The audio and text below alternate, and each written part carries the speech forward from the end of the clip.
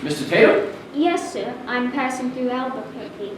Had breakfast here this morning. Read your paper. Thought you might be interested in my reaction. You bet I am. Well, sir, it made me throw up.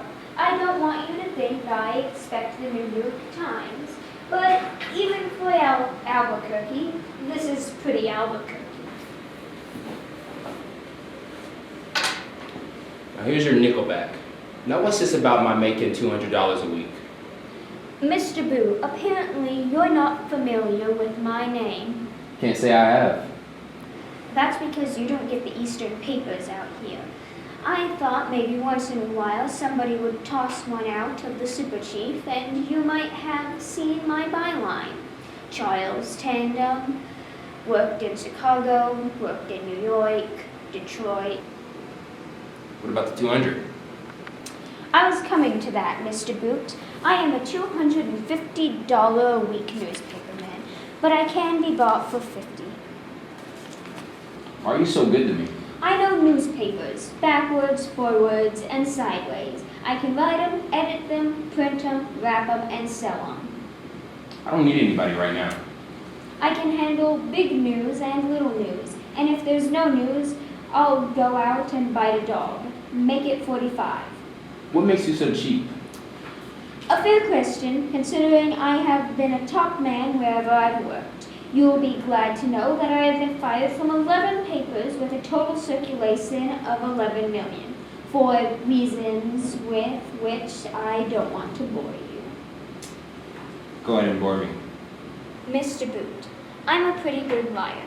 I've done a lot of lying in my time. I've lied to men who wear belts. I've lied to men who wear suspenders. But I would never be so stupid as to lie to a man who wears both belt and suspenders. How's that again? You seem like a man who checks and double checks, so I'll tell you why I was fired. In New York, a story of mine had caught a liability. In Chicago, I started something with the publisher's wife. In Detroit, I was caught drinking out of season, and in Cleveland... I get the picture. Now then, Mr. Boot, I find myself in Albuquerque with a burnt-out bearing, no money, and a lousy reputation. I have only one chance to get back where I belong, to land a job on a small-town paper like yours, and wait and hope and pray that something big breaks, something I can latch on to. Something that wise services will gobble up and yell for more. That one good beat, a tatum special, and they'll roll out the red carpet because when they need you, they forgive and forget. But until then, Mr. Boot, you'll get yourself the best man you've ever had at 40 per. When do I start? Don't push it. I hope I haven't scared you off. Well, I don't know. I'm not afraid of a liable suit because I'm a lawyer myself. Check and double check every word I say. Sure, belt and suspenders. Now, about that publisher's wife, I feel you should know. Miss Boot was a grandmother 3 times.